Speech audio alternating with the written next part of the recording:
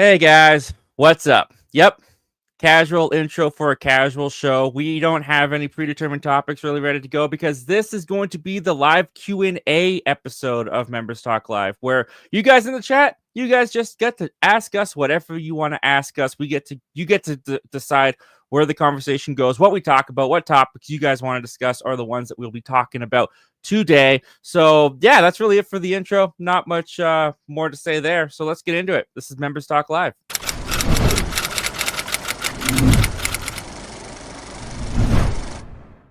And with that, we're going to bring in our members. So coming from the Ace Avenue, we have Ace himself.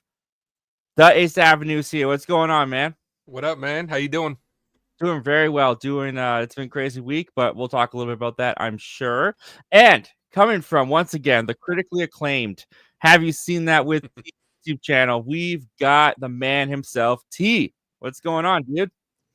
Beloved, I love that. Every week it gets Beloved, better. critically acclaimed. Yeah, the critically acclaimed. Have you seen that with T?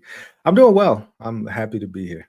You got to put that critically acclaimed on your face on your YouTube bio now. Yes. I was telling him, yeah, he absolutely does.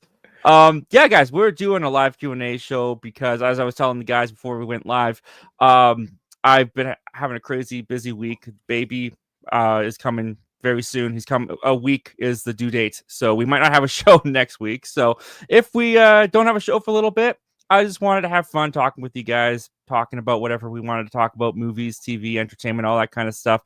And I honestly haven't had much time to look at what's going on in movie news. So, hey, maybe you guys will bring up stuff to my attention. But one thing that I think we'll start off with as we get some comments and questions in the chat here going, because this is one that I did see pop up on Twitter the other day, is not. Oh man, it did this last time too. Remember that, T? Yes. The story disappeared, and now it's back. And this is the story. Matthew Lillard is returning for Scream 7, according to an Instagram post by Matthew Lillard. Nearly 30 years on, Matthew Lillard is returning to the Scream franchise for the upcoming Scream 7 at Spyglass and Paramount. The actor revealed the news on his Instagram account, handwriting out one of Stu's most famous lines from the movie. Lillard played Stuart Stu Matcher in the original. We all know that kind of information. How Stu will return for the new one isn't so clear. The character was last seen having been stabbed multiple times and then had a large TV slammed on his head, which electrocuted him. So we all thought that he was dead, and we had a good reason to believe that he was dead.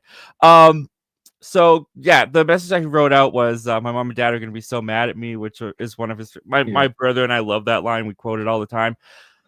I'm not excited, to be honest. I'll just get that flat out right out of the way. I haven't had much time to think about it. I just saw this last night, but this reminds me of, and one of the things I tweeted out with this story, somehow Stu has returned, and there's not a reason. There's no unknown reason why that came to my mind. This reminds me a lot of Palpatine. This reminds me of a lot of my feelings of Star Wars: Rise of Skywalker, where there's just no finality to anything in these franchises anymore. Like, there's no reason for Stu to be back. One of the things I didn't like in Scream 5 was how they kind of played more with the supernatural aspect, which hasn't always been there in the Scream franchise, when they kind of had the ghost of Billy. Oh, what was his name? Billy Loomis. Billy Loomis. Thank you. I'm blanking on that. Yeah, they had the ghost of Billy kind of in Sam's mind. I didn't like that all that much. It kind of felt different from what Scream had been in the past. And unless if they do a ghost thing with Stu, like they kind of did with Billy, I'm not so sure I'm into that. And if they find some way to retcon it where he lived and where's he been all this time, like, I don't know. It's one of those decisions that just feels kind of desperate to me. I don't know. What do you think, T? This is definitely desperate. Like, so let's be clear. Scream had the formula. The original trilogy had the formula. We had Sydney, we had Gail, we had Stewie. Was that his name, Stewie? What was my Stuart, but Stu, yeah. Yeah, like Officer Doofus. I don't know why. Oh, Dewey. There you go, not Stewie. Dewey, yeah. Like, you had those guys, and like that was the core three. And then the retelling, the requel, or whatever they call it, the legacy sequel. You had Melissa Barrera. You had the super red hot. Why's her name escaping me now? You know, Wednesday Addams. What's her name? Jen Ortega. You had these young actresses who were gonna take the franchise into a whole different stratosphere, which they did with Scream 7, and you fire them, or you fire Melissa Barrera, and then Jen Ortega leaves. And now that, because it's not just Stu that's coming back. What's the other? There's another killer from the third one. I saw that. I didn't read about it, but is the brother from the third one coming back? Yes. Like, he's been cast as well, and it's like now we're reaching, because he got shot like 10 times or something like that. Like, it, like all in Stu, it said the CRT TV. I don't know if y'all have ever picked up a CRT TV, but they're not exactly light. Like, the weight of that crush on your head after you've been shot, you're not gonna live. Like, it's there's no, like, oh, he's been in a hospital for the last 30 years in a coma. Like they could go that route. Yeah. I hope they don't. That's just a very silly route. But I just never, I mean, move on. Let's get rid of Sid. Kill Sydney in this one. Like, let's just just get rid of her. Just end the franchise, because I don't want to see a 70-year-old Gail Weathers who's been shot like 20 times, who's been stabbed like 30 times. Just keep going, you know? Yeah. Let's go. If you're not going, and don't make it about the twins. Like, don't make them the stars of the next movie. I don't think that they're the stars of this franchise, but yeah. Well, I mean, Ace is another reason why this reminds me of Rise of Skywalker. Obviously, this was not the original plan for Scream 7. This is not where they were going. They had to pivot. They had to reevaluate. They had to try something, because they lost their 2 stars where they were going to go with Scream 7. And now they're trying to just pull out this character that is a fan favorite. People have wanted to see him back for a long time. I've never been one of those people. I've always just wanted Stu to be gone. Ace, what do you think? Do you think this is a good decision? Bring Stu back? Do you think this can work? Possibly, but full disclosure, I've never seen a Scream movie in its entirety. Like, really? It's been one of those things where I know what happens because of pop culture, but this franchise just never really interests me. It's never been my favorite slasher movie. I understand the importance of it to the slasher and the horror genre and the suspense genre, but it's just never been able to really captivate me. Because I've always been more interested in the other ones, you know what I'm saying? Like the Halloweens have always been my favorite. Chucky, Child's Play has always been my favorite. I was never really into Jason and Freddy, but those two were kind of always my favorite. So I was never really into this franchise. But I mean, it just seems like one of those things where it's like Doomsday. You're bringing back somebody that's, you know, already in the franchise. Kind of a little bit of a desperate move, but we'll see if it works in the long run. What do you think, Michael? What's going on, Michael? I pulled you up there. I saw that you were eating. I did that. That was naughty of me. I'm sorry, but that was. I saw that what are you eating though? That's what we all want. That's my Q&A. I'm eating Jack in the Box because, you know, it's been a month since the Zach's 100th episode where I went to go get Jack in the Box through the drive-thru. Oh yeah, that was great. I convinced the driver to say congratulations to Zach. So this is that was Zach. The best. That was the best. By the way, guys, this is Michael Entity from Michael Entity. So, how's it going, man? Is that you on your picture? Is that you on that's top? That's my son.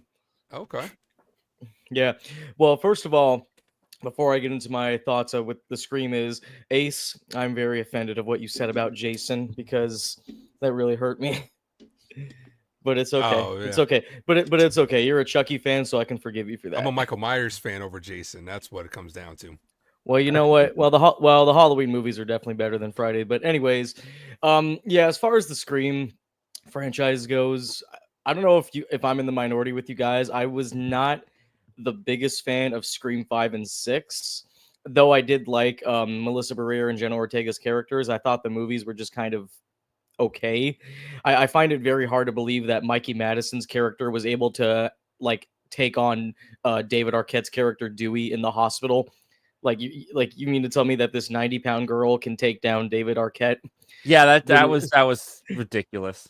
That did not. No, it did not make sense. No, I mean, I think bringing back Stu, I think like it's just kind of like it's the same exact thing with what happened with Star Wars, like you guys were mentioning, where excuse me, where basically they don't really know what they can do with the franchise. It's just rinse and repeat. And Matthew Lillard is one of the most like beloved, like he's almost kind of like the Keanu Reeves of horror movies. Everybody loves Matthew Lillard. He's such a down-to-earth guy. Everyone loves him. So of course, when you say he's going to come back, everyone's going to be excited. And like T said, that was actually kind of a thought I had where like, oh, he's been in the hospital for like a long time and he's like disfigured. I mean, it'd be kind of cool, but I also think like people also kind of forget that like Scream is also meant to like make fun of the horror franchise. Like, oh wow, they brought this character back even though he died. But at the same time, the Scream movies are still grounded in reality in a way. So the movies are grounded in reality, but they also make fun of horror cliches. So they might they'll figure out a way to bring Stu back. I know for a fact, no matter whoever writes it, whether Christopher Nolan writes the script, which obviously he won't, it's going to be a stupid reason why he's back. But you know what my worry is, though? What's that? This movie? You know what my worry is, though? We've got Stu basically confirmed to come back. As T was mentioning, we've got the brother from the third one confirmed to come back. And I saw as well that there was a rumor, I don't know if it was confirmed, that Emma Roberts was going to be back. All three of these people were ghost-faced. All three of these people are dead. I don't want this to be every resurrected Ghostface from the franchise going after Sydney. Like everyone from Sydney's past is Ghostface being resurrected and going after her. That's what I fear they're building up to, just based on all these casting confirmations and rumors. Like that'd be terrible. You might as well just bring Billy back for real this time. I think they'll all be in a ghost. I think they would they will all be like haunting Sydney. I think like this is just sounding terrible. Everything that I'm thinking, everything we're spitballing, just all sounds like a terrible movie. And they could completely not do any of this. But it just the issue, like you said, Matthew Lillard's beloved to who? Like, I mean, people who watch the Scream fans who are my age, like. You mentioned it was made. I remember watching Scream. I'm old. Like I watched Scream. We need a counter for every time he says I'm old. I watched Scream on a bootleg VHS, and I remember we went on a high school college tour. So this is my sophomore year high school. I took this bootleg tape, and we all watched Scream on our way to Virginia from New York City. And now I remember like that was one of the greatest feelings, like the bus watching Scream and everybody was just in awe of how great Scream was. Those people are now my age, right? The people who love Matthew Lillard. Matthew Lillard was hot in the 90s, early 2000s. People who saw Five Nights at Freddy's, most people didn't know who he was probably. The younger kids, they don't know who, like Matthew Lillard hasn't really been in anything in a very long time. Like he's kind of went under the radar for a while since Scooby-Doo 2, since Scrappy Doo showed up and just kind of ruined the franchise. I would have went under the radar too after that. Yeah, exactly. So he's not like it, and I don't think my age group is gonna run out to the theaters to see Scream. They cast him as younger character, like they had a younger lead to get the younger audience, right? Like I don't. What's crazy to your point is, Scream has kind of been adopted by my like age group, like the mid 20s, the young 20-year-olds. Like they are the ones who are really out there, like on Twitter, crazy for Scream, and they're the ones who somehow this franchise has been able to kind of be like adopted by a younger generation. And they're the ones that love Stu. They're the ones who love Matthew Lillard. Really? I thought it was because of Jenna Ortega and Melissa Barrera. I thought it was because of the younger cast. Even before that, I remember Scream was really big. I didn't know that. Yeah. Anyway, guys, we got tons to talk about with this. So you guys comment down below what you guys think of this. We got questions that we're gonna get to because this is gonna be the live Q&A show. So you guys fire questions away. We'll be here to talk about whatever you guys want to talk about. Jason Entertainment is joining us. What's going on, Jason? He says, for me, this feels desperate and just trying to get away from their irresponsible decision for firing Melissa Barrera. I mean, it's the unpopular thing to say, but at the same time, the studio had every right to fire her. It's their movie. It's their dollars on the line. I don't agree with their decision. I've been very public on the channel saying that I don't agree with their decision, but they had every right to do it. So I don't know if I can say it was irresponsible, but it definitely is going to hurt the direction of which this, whatever it was going to be, trilogy was going to go. Because this was going to be the third movie in Melissa Barrera and Jenna Ortega's trilogy. And now they've got to reverse engineer it to, it could be a mess. And I'm not going to lie, in some ways it's sounding like it might turn out to be a mess. I'm getting a little bit nervous for it. But what do you guys think? Do you guys think that it was an irresponsible decision to get rid of her? Or do you think that, like I kind of have the unpopular opinion that they had every right to do it, so it wasn't really irresponsible, but I definitely wasn't a fan of the decision. We'll start with you. I'm sorry, go ahead. Or T, go ahead, T. I don't think it was irresponsible. I think it was financially, it was a fiscal misstep, because I think they're going to lose quite a bit of money. Like Sidney Prescott was long in the tooth after Scream 2. Like I feel like she's like one of the worst final girls at this point. Like, and Gail looks rough. Like Courtney Cox. Yeah. Like, I mean, she is a tattered weather reporter who, like I said, got shot like 30 times, got stabbed a whole bunch of times, and she survives every single time, which I think is cool. Like I respect her character. I love her character being in all the movies. But I just think it was a bad financial move. And for why she was fired, I mean, you're right. They have it's their company, it's their property, and they could fire whoever they want. But I just think it was a financially bad move, because they're going to lose a lot, because this movie is not going to be the movie anybody want. Like, the people who went to go see 5, 6, and 7 probably not going to be happy with what they see with the next one, because it's going to be a retread of very old people, and I mean, not for nothing, that matters, right? And yeah, for sure. I don't know. Do you have any thoughts, Michael? I mean, no, I definitely do agree with T, because, I mean, I don't know. I mean, at this point, it does almost kind of seem like a Bryan Johnson, J.J. Abrams kind of idea, where Bryan Johnson did a lot of things with Last Jedi, and basically, J.J. Abrams had to kind of like bob and weave and figure out what he can do. What can we do? Let's bring back Palpatine. How did he come back? I don't know. Just bring him back. At this point, they are definitely kind of reaching. Like, it's one thing to mention Matthew Lillard coming back, that's one thing, but then mentioning Sydney's brother coming back and all that stuff, it's like, what are you guys really trying to do at this point? Like, it just doesn't really seem like, I mean, I have no doubt that the movie will do financially well, because I mean, when I went to go see Scream 5 and 6, I saw a lot of like young high school kids going to see that movie that probably didn't even watch the original ones. It's just Scream is just such a well-known property that it will do well. It's the same with the 3 Halloween films that came out like a couple years ago.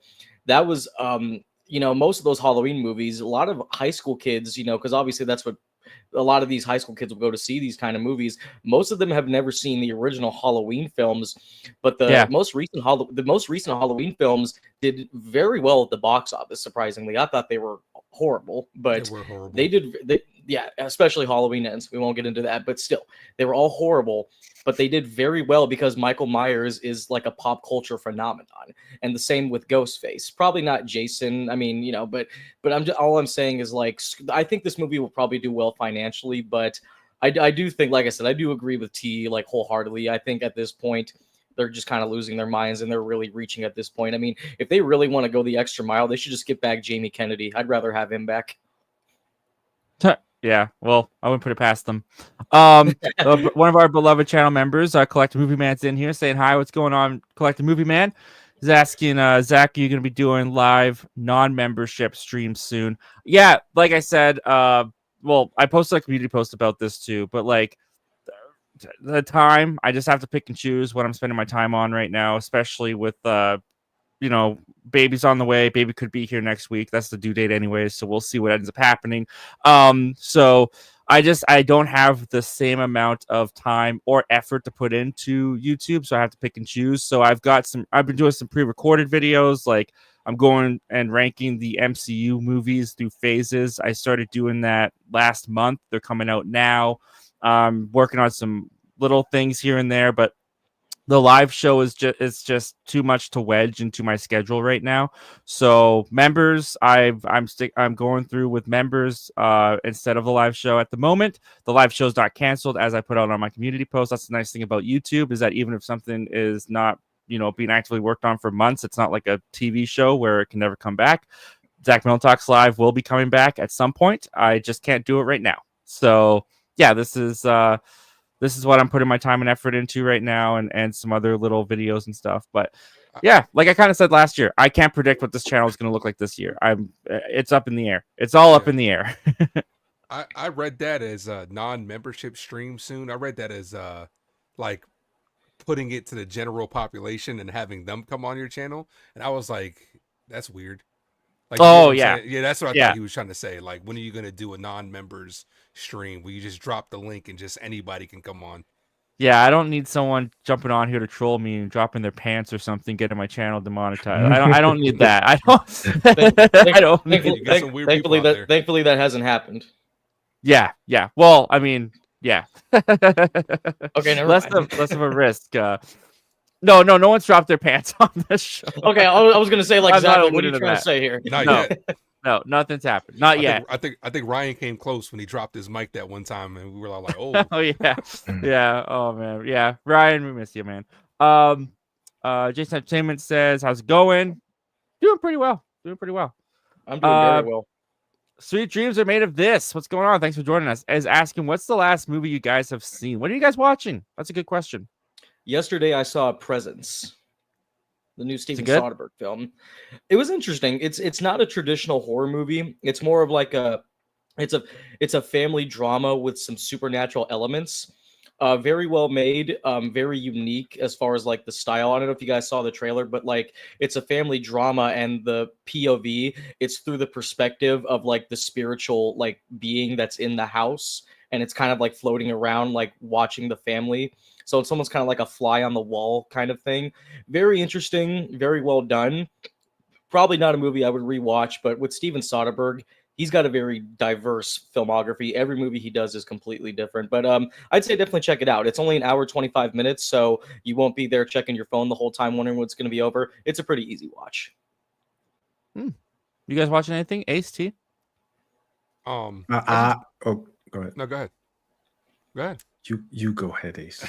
I appreciate it. I mean, we could rock, paper, scissors for it if you want to go for it. That's gentlemen. I just got done rewatching 42 yesterday. Love that movie. That's one of my favorites. Kind of like when I go back and rewatch movies, I kind of like YouTube clips, and then they start showing up on my feed, and I'm just like, you know what?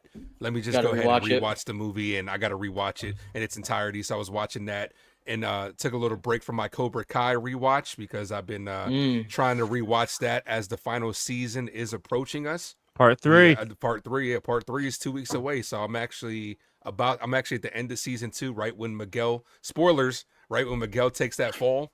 Mm-hmm. And I'm gonna watch it all until it leads into that. But yeah, I took a little break yesterday. Decided to watch 42.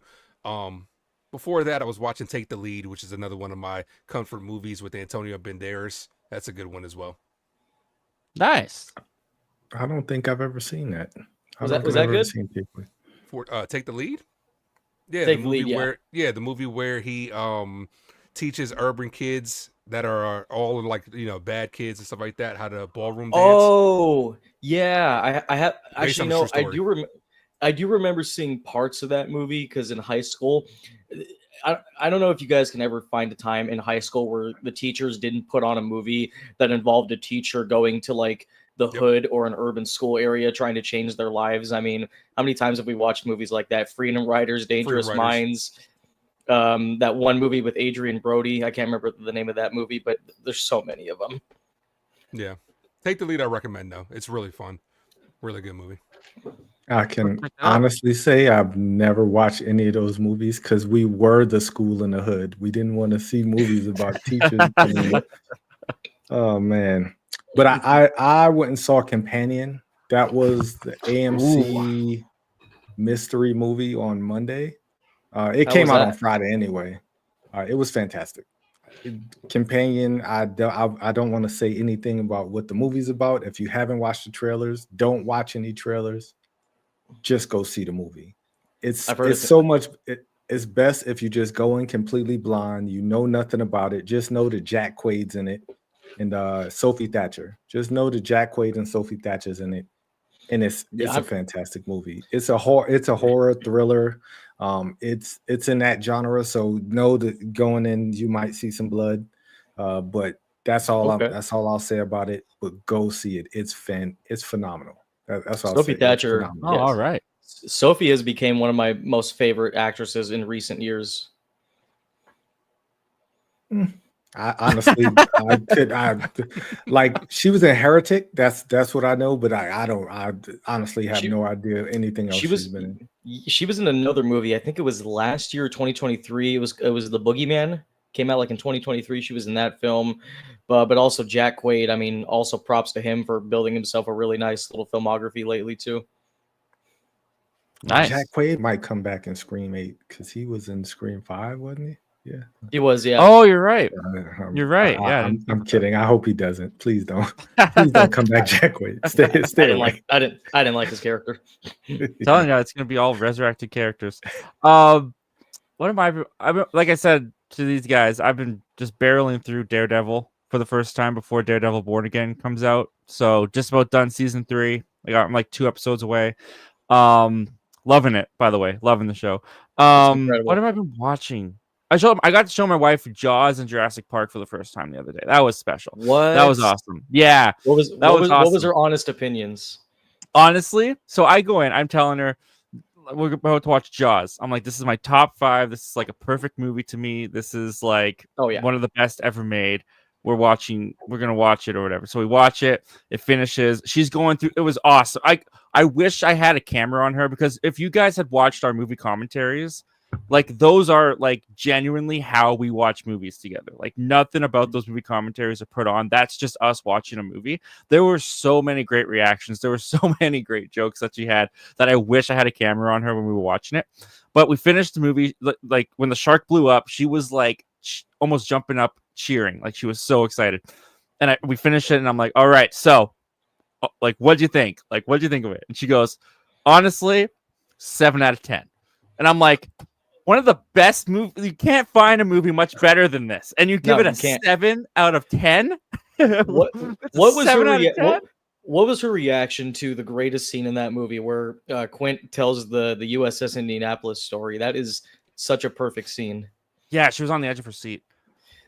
Yeah, and then I told her it was a true story, and like there were like people that survived that went to see this movie had no idea that story was in there, and it was she learned a whole history, and I was giving her like little tidbits like I always do, information when we watched it. But then we watched Jurassic Park, and that was a great fun time and a great reaction too, and that one got an 8.5 out of 10. So she liked it more than Jaws. But I'm sitting here like, how am I going to find a 10 out of 10 movie for this girl? Like, these are some of the best movies ever made. Does she not have like 10? Does she never like give a movie like 10 out of 10s? Well, I mean, like her Ever After Cinderella story with Drew Barrymore is 10 out of 10 in her mind. So it's that's an 11 out of 10. 11 out of 10. I liked it. What's the last 10 movie you guys saw? Ooh, not even saw. What's the last movie you guys gave it a legit 10 to? Ooh. Dune 2. Dune Part 2 or Kingdom of the Planet of the Apes. Which one came first? I think Kingdom of the Planet of the Apes came after Dune Part 2. Mm-hmm. Yeah. But I don't know. I think it might be Dune Part 2, because I don't know if I'd give Kingdom 10 out of 10 actually. I didn't review Dune Part 2, unfortunately. That was a big misstep for me. But that was a 10 for me. Long Legs was a 10 for me. I think that might actually be it. The Crow, I gave a -10, so that's there. A -10. Man, you guys better stop with this hatred of the Crow. Crow is all right, man. I didn't think it was that bad. I'm one of the 5 people who thought it was okay. Probably one of the 5 Right, people yeah. that saw it too. I haven't seen it. Oh no, I haven't seen The Crow. people saw the Crow. What is the last movie that I've got? Probably the Wild Robot. I think that's the last one I gave like a 10 I still out of haven't 10. seen it. That was good. That was Whoa. really good. I don't think I'd go 10 out of 10 though. Yeah, I don't know if I would go 10 for that one. I Probably solid 9. 8, 8.5, maybe a 9. Yeah. I am at the point, like, I really liked the movie. Like, if you saw my first thoughts, it got me. I was tearing up for sure. Very emotionally impacting.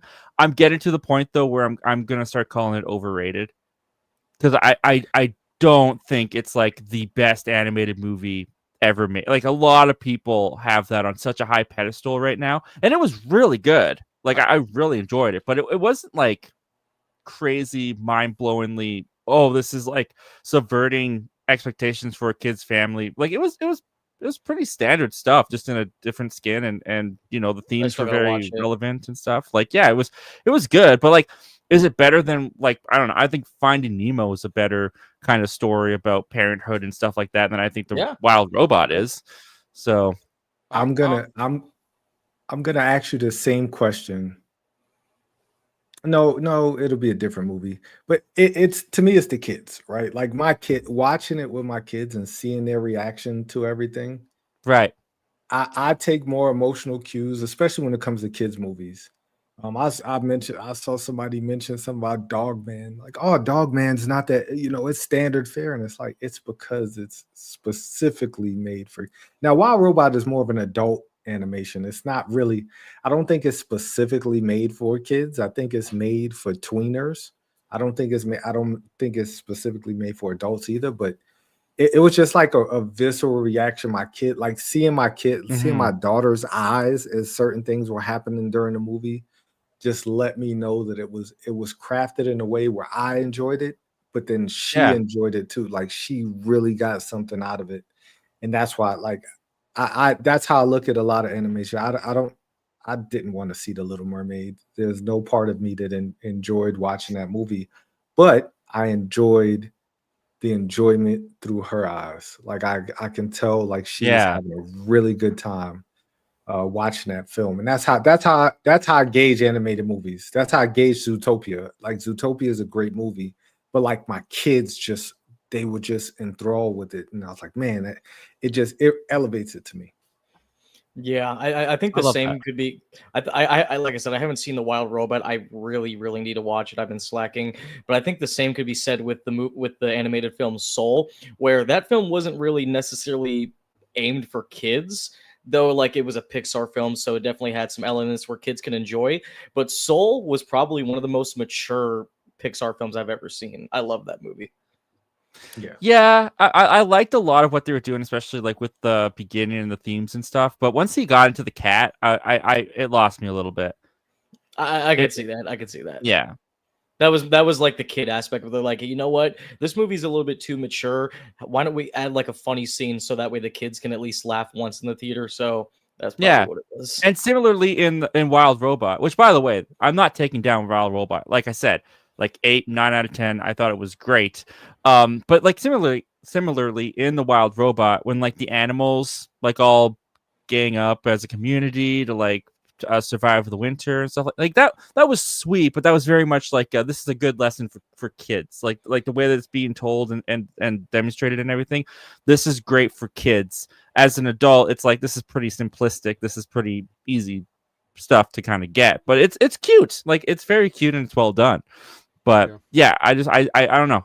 I think it's getting to the point where I'm going to start calling it a little bit overrated. Yeah, I thoroughly enjoyed it. I didn't do a ranking, but I think I would have put it in my top 5 of last year's movies. Yeah.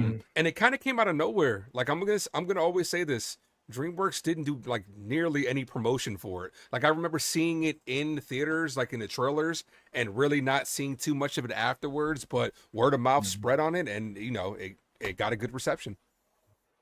Yeah, and what's the Amelia Perez? Because that's the last thing I watched, I think. Was that good? Yeah. T and I talked about it a little bit last week. Dude, I have no idea why it's nominated. I T and I were talking about it last week extensively because we were going over the Oscar nominations. I thought it was bad. I didn't think it was a very well put together movie at all. Well, we've had. I mean, this might get some controversy for me, but I think in 2007, the Oscars of 2007, the film that won Best Picture was the movie Crash. I personally think that was one of the worst movies I've ever seen. I get the message of what they were trying to tell it. I don't know if you guys have ever seen that movie Crash. Had like Ludacris, Lorenz Tate, Michael Pena, a bunch of actors. I've seen the movie and I understand what they're trying to do. Like they're combining a lot of these stories and it has to do with like racism and everything like that. And I completely understand what they were trying to do, but it was done in such a very Lifetime ABC family with a R-rated feel to it. It just did not work for me. I know a lot of people have told me like you don't understand the film. I'm like, well, you know, that's fair. I've watched the movie many times. I just don't get it. So I think like every now and then during the Oscars, there's always that one movie where it's like, how did that win or how did that get nominated? So I guess I'll have to watch Emilia Perez.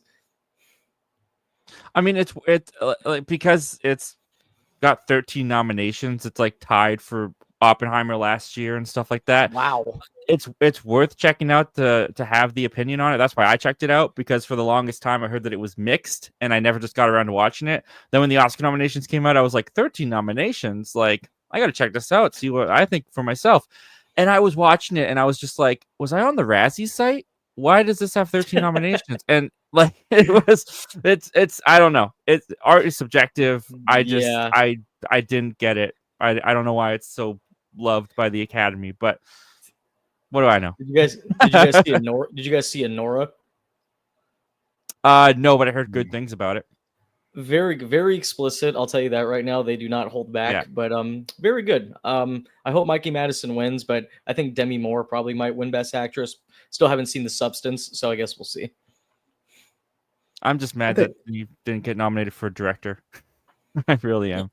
I think it's all subjective. Like, I mean, I know people who love The Substance. I know people who detested The Substance. I know, like, it really just depends on what.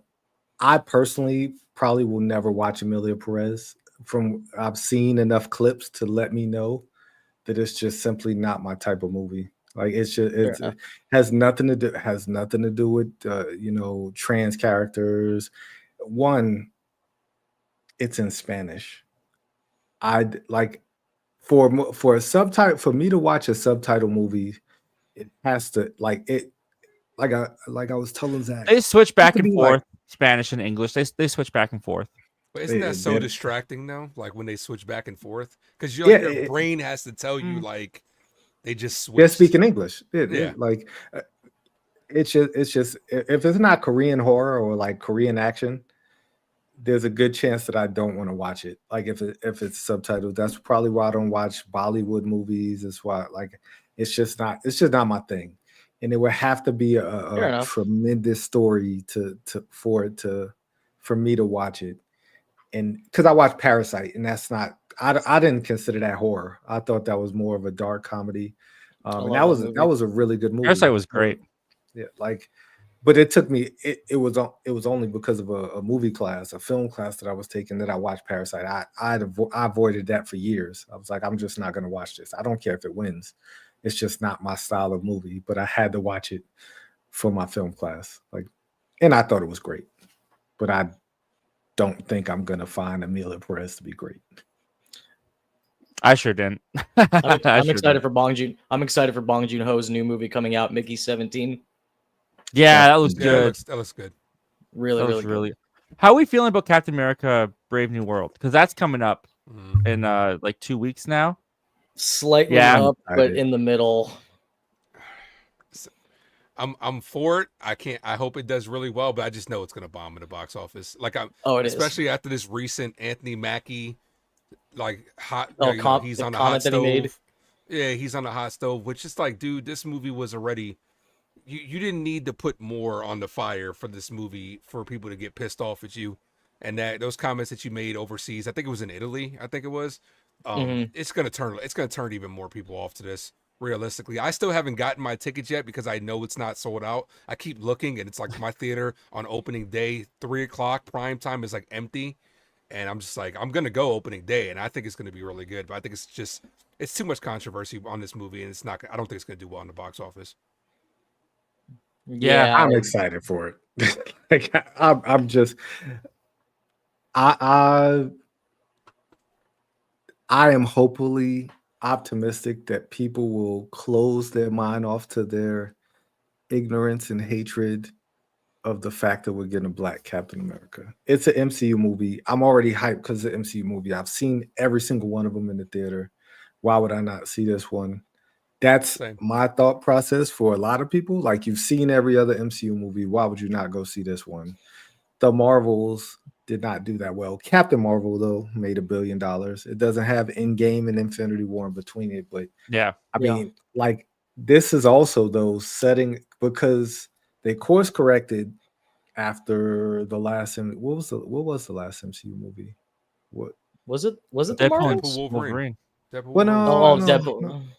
No. Before I think that it was was before what, that. Guardians 3? I think Guardians 3? Or did But it was like Marvels. they course correct. Yeah, it was the Marvels. They course corrected after Kang. You know, they fired Jonathan Majors.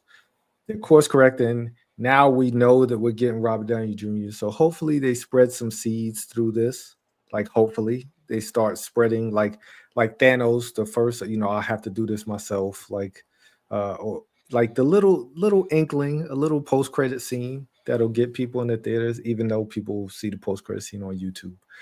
But definitely, I want it to do well. And I've said this before. I'm not a big Anthony Mackie fan. Like, him as a guy, I don't think me and him would ever go out for drinks and just kick it and just hang out. Funny. Like, he's just. He's funny. 8 Miles is great though.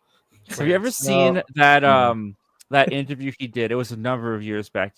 But did you ever see I think it was with Collider, where one of the guys from Collider was interviewing Anthony Mackie, and I think he was talking about Man of Steel, and he was talking about how he liked Man of Steel, and Anthony Mackie was like, "What? And you review movies for a living? Ah, get out of here! Like you get a new job if you like that movie. That movie was terrible." And I remember that was the first time that I was kind of aware of Anthony Mackie and he got a lot of heat. I remember when he made those comments back in like 2014, 13, whenever it was. Did you guys ever see that? No. I do. have seen I do remember hearing about it. Yeah, it was really funny. I disagree. I disagree with T. I think he'd be fun as hell to hang out with because like it just seems like he's very charming and funny, like situational funny too. Like on these interviews, like when they're all together, and then like somebody will ask him about the rivalry with DC, and he'll like chime in with the funny joke, like "Boom, we got Bucky, y'all don't got Bucky" type stuff. And I think that stuff is like hilarious. And then like his feud with Tom Holland, like how they joke around with each other. I think those are hilarious. I think he'd be great to hang around. Yeah, I've kept up with Anthony Mackie before the MCU, so I did this distrust and hatred. Like, yeah, exactly. Like before 8 Mile, like he's done movies, but like he did movies, like Anthony Mackie's been in my sight picture for a while. He's done quite a few movies, and it just not my type of dude, man. And more power to him. Like, I am happy that he has this opportunity, but it just not my type of dude, man. Yeah, this was 9 years ago, and this is the first time I remember him catching heat. Did you guys hear that? You can't hear it. No, can't hear that. Yeah, look at that hair, man. He looks crazy. Should be able to hear it. That's weird. Our brand is Crisis. I've never even heard of that. I know, right? I have no idea what this movie is. I've heard of it. I've never watched it though. That's Billy Bob Thornton. What the heck? You guys can't hear this, huh? Mm-mm. I'm gonna look it up though. Oh, usually that works. All right. Well, we'll just leave that where it is. Well, I think for the movie, for Captain America: Brave New World, I am happy that I'm excited for it. There's part of me that's still kind of worried. It's just, I think like as far as bombing goes, I think it might just bomb because though Anthony Mackie, people know who he is and he is popular, as far as like leading a film and having it like gross more than $500 million, I don't know about that. I mean, I saw Anthony Mackie in a movie a couple years ago. I don't know if you guys ever heard of it. It was called Synchronic. It was kind of like a science fiction horror film. It was him. He was the lead star. And I can't remember the guy's name. It's Jamie something from the 50 Shades of Grey movies. Can't remember his name. But he was... No, I don't remember. You know what I'm talking about. Yeah, I can't remember his. I just know him as Mr. Gray. But I saw the movie, and it was like a limited release, but he was really good at it. So he is capable of like actually being really good as a lead. But from what the trailers have been showing, there are definitely some great aspects I've seen of it. But I don't know how the movie is going to do on its own as far as the budget goes. But I think like the movie itself, whether the movie makes a bunch of money or not, I mean, I do have hope. I do think it'll at least be a fun, entertaining MCU movie, but I don't think it's going to revitalize and make people love Marvel like they did many years ago. But we'll have to watch the movie and find out. Was it Jamie Dornan? Jamie Dornan, yeah. Audio? Yeah, Jamie Dornan. Yep. Mhm. I'm gonna tell you this. I saw that movie.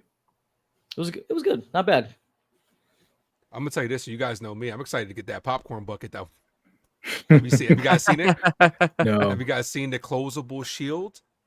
That it's like a shield, and then it like opens up into a popcorn bucket. I'm looking that up right now. They have so many different ones. I might have to do a tour around all the different movie ones. Like I might have to go to Cinemark, I might have to go to AMC because they all look pretty dope to me. And one of them's like an actual Red Hulk like character that popcorn comes out the back. And I'm like, sweet. Nice. They all look pretty dope. So I can't see. I can't see anything. That's it. But yeah, you can't really see it. But that's that silver part is the horrible. part that comes up. It like pulls out, like you just turn it and it like goes into a popcorn bucket. I think that's pretty dope. Want to shout out Will here, saying big fan of the channel. Thank you, man. Thank you so much for being here and checking it out and hanging out with us. For sure. Speaking of the MCU, Brandon McDaniels is saying nice Spidey shirt. Thank you very much. Did you see the new series? I'm assuming he means Your Friendly Neighborhood Spider-Man. Have you guys seen that? I have not. I did. I've seen clips of it. I have not seen the whole show. I've heard very mixed things about it though. Ace, give me your review. Convince me whether or not I should watch this show because I haven't checked it out. Well, one, you're a Spider-Man fan, so you definitely should watch this show. That's a good point. Thing. That's but I mean, I like it. Animation. I wasn't really sold on it, but I'm like, okay, it's not terrible. I see what they're trying to do, but the only thing is, I mean, there are good things, bad things, and then there are like mixed things about it. This doesn't. T, as much as T, loves continuity and canon. This isn't canon. Like it's not. It's telling a whole different story. I actually think the Spider-Man character is very like charismatic, and they deviated from the origin a little bit, but I think it's fun. Like it's a really good time. I actually thought, like I said, animation wise, I thought it was okay. But 2 episodes in, I'm curious to see where they're gonna go from here. But yeah, definitely check it out, Zach. I definitely recommend it. Yeah, I definitely have it on my like watch list. I'm getting through Daredevil first. That's my priority. Like I was telling you guys before we went live, like any spare moment I get, I'm watching like 5 minutes of Daredevil here, 10 minutes there. Like I can't sit down and just binge the whole show. But I feel like with Your Friendly Neighborhood Spider-Man, I could probably sit down and binge an episode or two. So I'll give it a couple more weeks to let it build up a bit, and then I'll probably get into that for sure. Are you guys, T? Are you interested in Your Friendly Neighborhood Spider-Man or not really? I mean, it's not canon, so how could I understand? How could I possibly understand what's happening in this show if it's not canon to the MCU? But it's kind of weird though. It's kind of weird though because like there are scenes that parallel the MCU, but it's not canon. Like they took a shot for shot frame of the scene from Civil War with the exact same music and everything, the same song, like that Queens we first saw him, but then it was a different character instead of Tony Stark. So they went a different way. So it's like, is it MCU? Oh. It feels like Spider-Man What If. That's what it kind of feels like. Well, could it just be another universe in the multiverse? It's like could be, but it feels like how it happened. Well, like because even the origin's different. Guys. Even the Spider-Man origin is different. So, well, I have a theory about that then because when the show was announced, I believe it was Spider-Man freshman year or something like Yes. that. It was And supposed to be. they announced that they announced it as the origin story for the MCU Spider-Man. And then they changed it like midway through or something, and they started to just add in a bunch of characters that didn't make any sense for it to be canon. They changed the name. Do you think that they originally had that shot set up where it was going to be a shot-for-shot remake of Civil War with Tony Stark, and when they decided to make that decision, they just removed Tony Stark and put in someone else? 'Cause that's interesting that they would parallel the scenes that closely. Yep, possibly. And the fact that you haven't seen it, I also think because there was something that caught my eye early, like when he gets bit by the spider. It's very early on, and this show picks up really quickly. Like within the first 5 minutes, it's already like setting up everything. Oh, good. There's something that caught my eye, like after he got bit. If you see where the spider goes, pay attention to that scene because they chose to make sure to focus you on that. And it got me thinking about some things. That's why I kind of wish that you saw it. So that way I could kind of be like, what do you think about that? But next time you watch it, remind me, and I'm going to ask you what you think. Yeah, for sure. I'll do that. Well, speaking of Spider-Man, Zach, I think it's probably the more appropriate time for me to finally edit our Spider-Man 2 review. Oh, he shot a year ago? I think it was like in May, I think, of like 2024. I think. I forgot all about that. Yeah. I don't know what's it is about time. I literally keep coming across it every time I'm editing my film right now, which I'm actually heading over here in about a couple hours to film for my movie right now.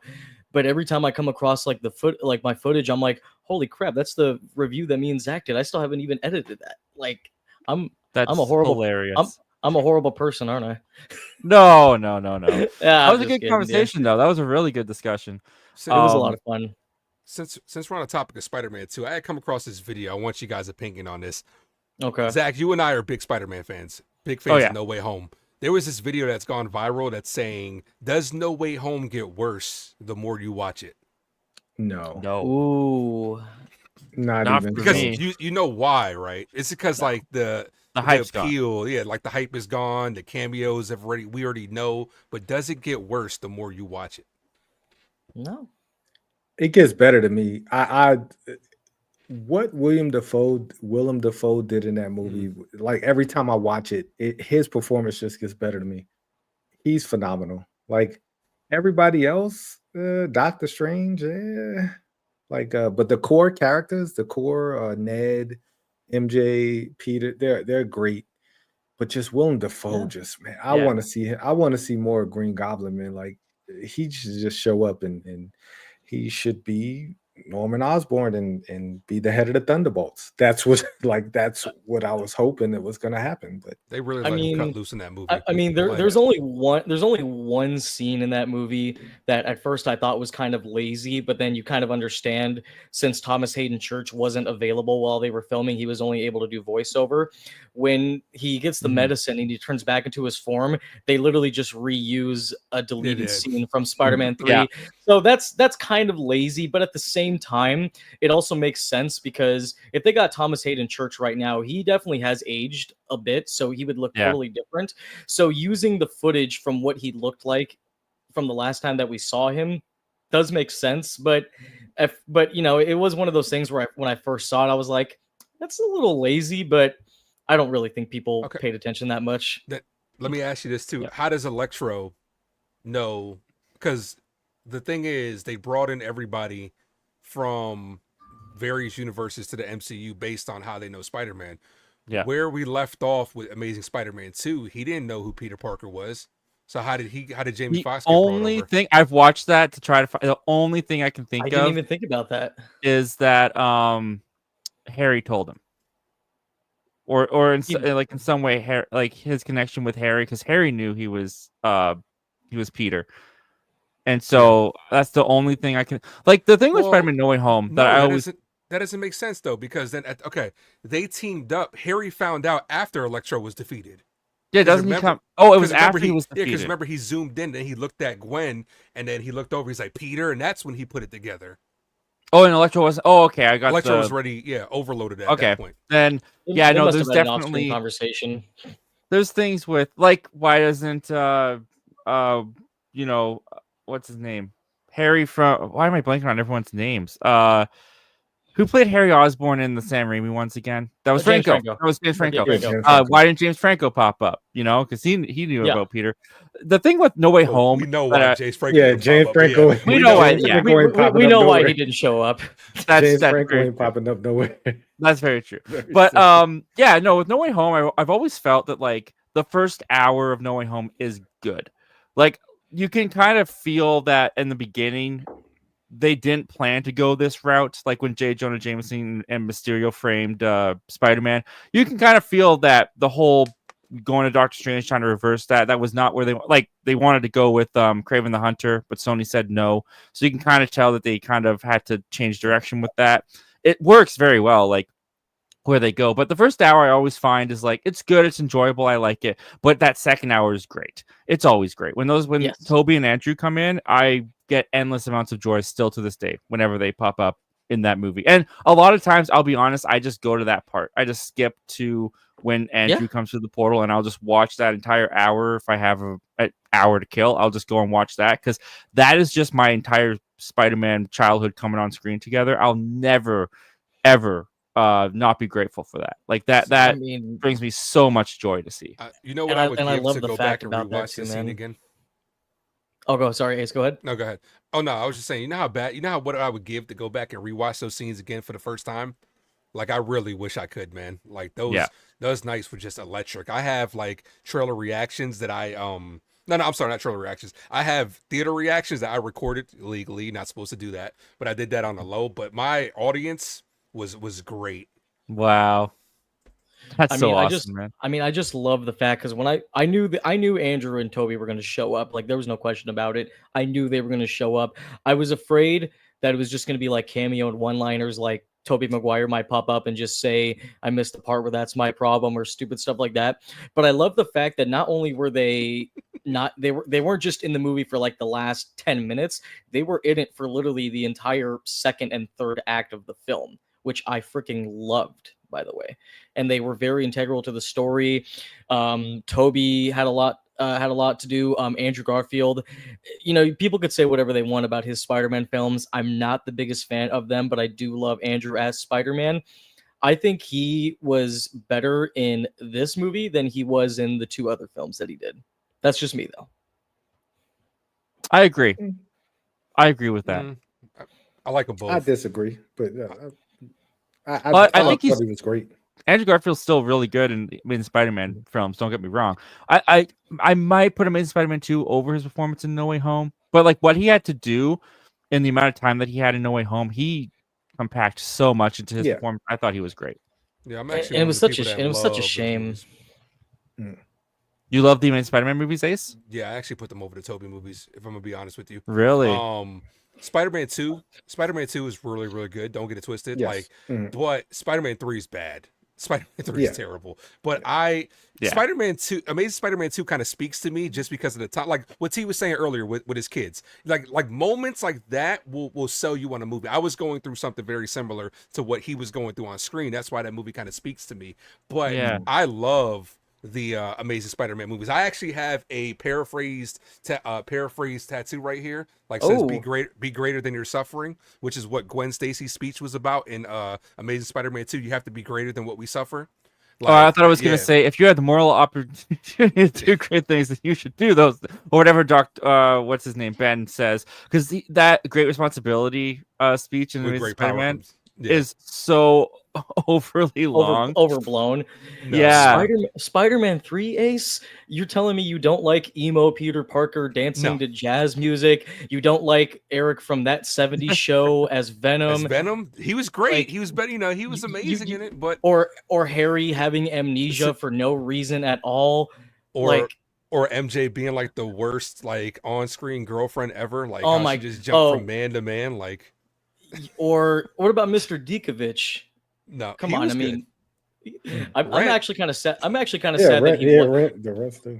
I was actually that was a missed opportunity in No Way Home. At the end of No Way Home, where Peter gets like his apartment, they say rent's due at the end of the month. I'm like, that would have been a perfect opportunity to have the actor who played Mr. Djokovic just for like 30 seconds of No Way Home. If they can do it with J.K. Simmons, they could have got Mr. Djokovic. That would have got a good reception. But what you were saying earlier, to your point where you were saying like you were glad they weren't like glorified cameos. Could you imagine if they were though? Like that would have been terrible. Like, could you imagine if Toby just showed up like, oh, who's Tom's like, who's that sand guy? And Toby just shows up like he's gonna rub some dirt in your eye. Like, come on, man. Like that would have been terrible. No, I think people probably would have cheered just for that one thing. But then, as of like later on, as like people watch the movie more, they would have been like, that was pretty stupid. It was kind of like when The Flash came out. Like I was excited when Michael Keaton came back as Batman, but his introduction in The Flash was like he's explaining the multiverse by showing them spaghetti.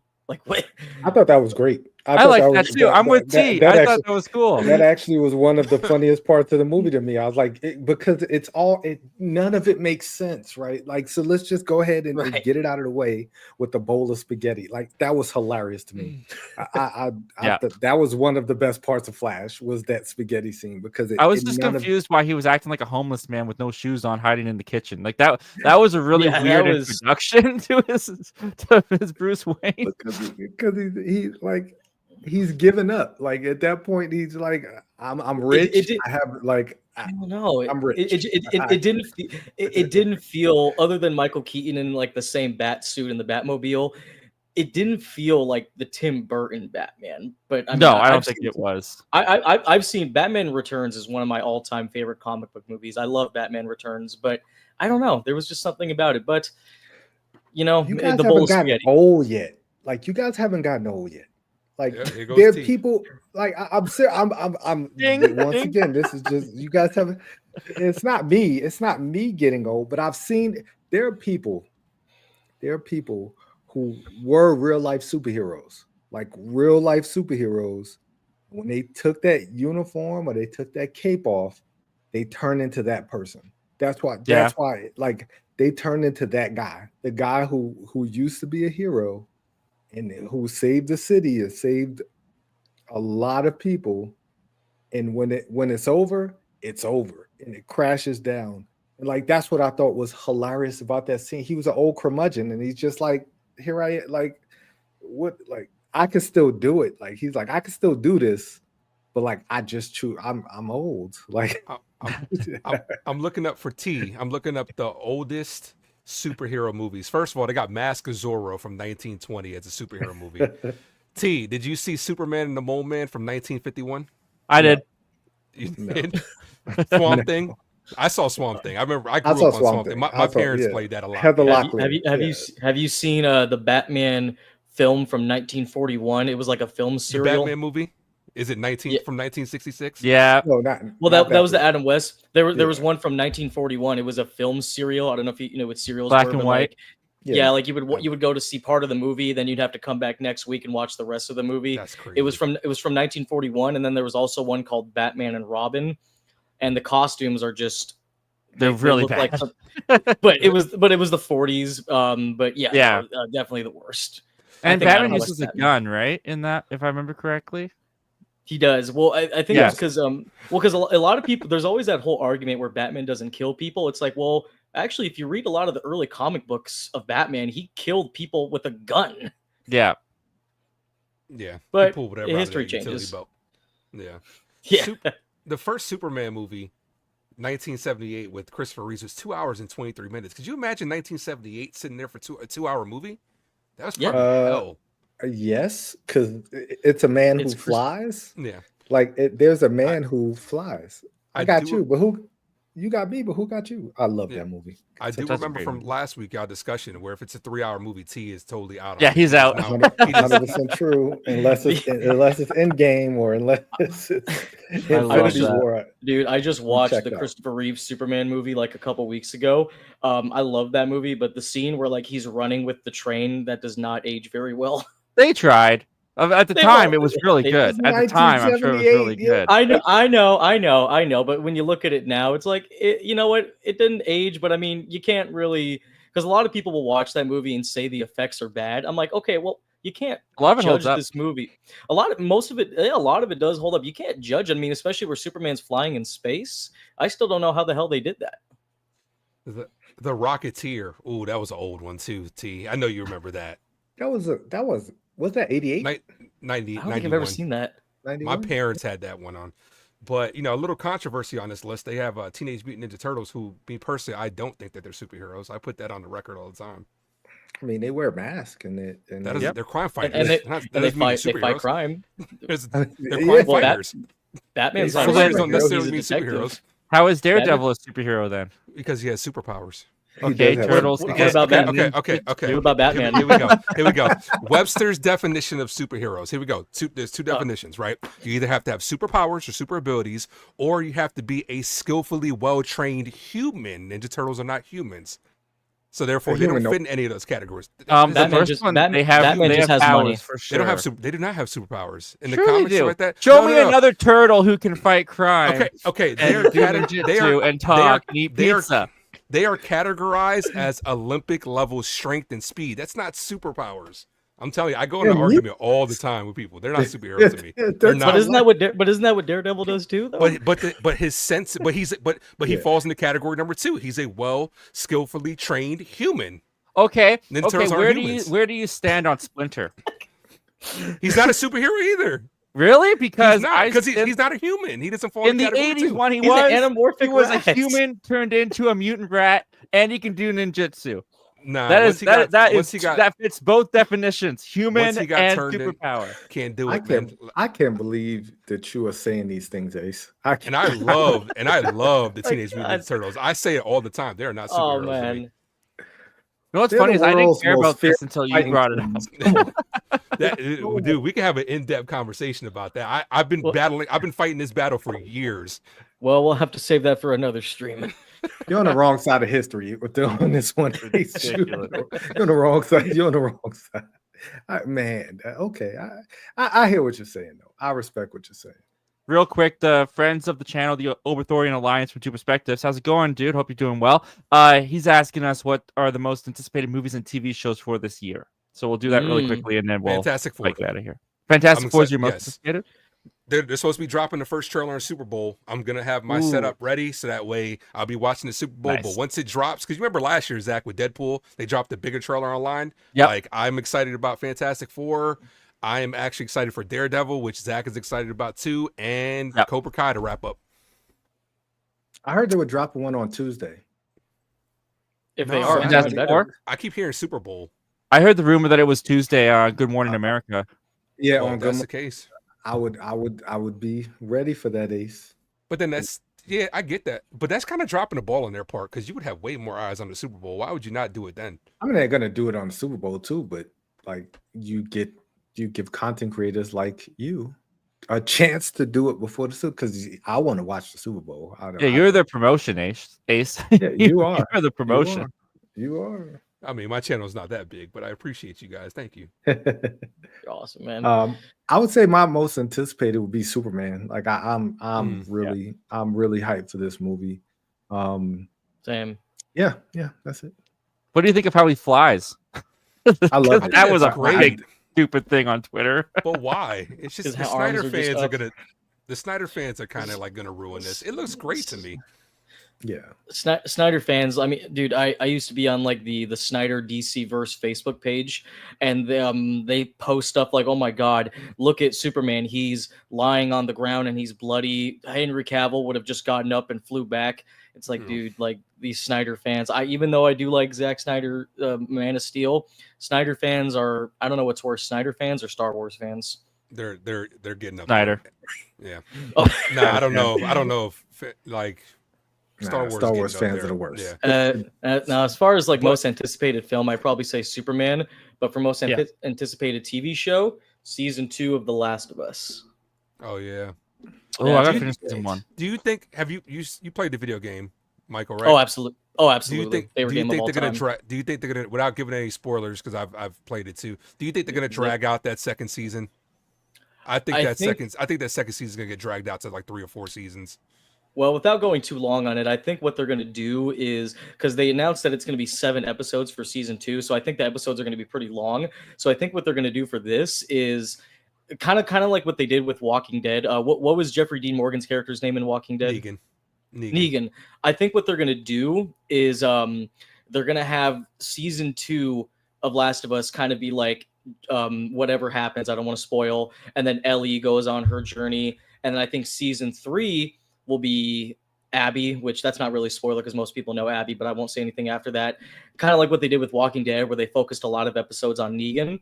And then I think season 4 will probably be like the final act of Last of Us Part 2, because Last of Us 2 is a huge game, bigger than the 1st one. So I think you can really split that up into 3 seasons. And not only that, Last of Us Part 3 hasn't came out yet. So if they were to cram that entire thing in season 2, they would have to wait a long time until Part 3 came out. They can't create a story until the 3rd game comes out. So in my personal opinion, I think they're probably going to split it up into 3 seasons, but I guess we'll see. That's not a bad idea. I would be with that. But yeah, absolutely. We know why. Pedro Pascal is the reason why they're gonna try to milk this as much as they can. But I'd be with that. I'm excited. Yeah.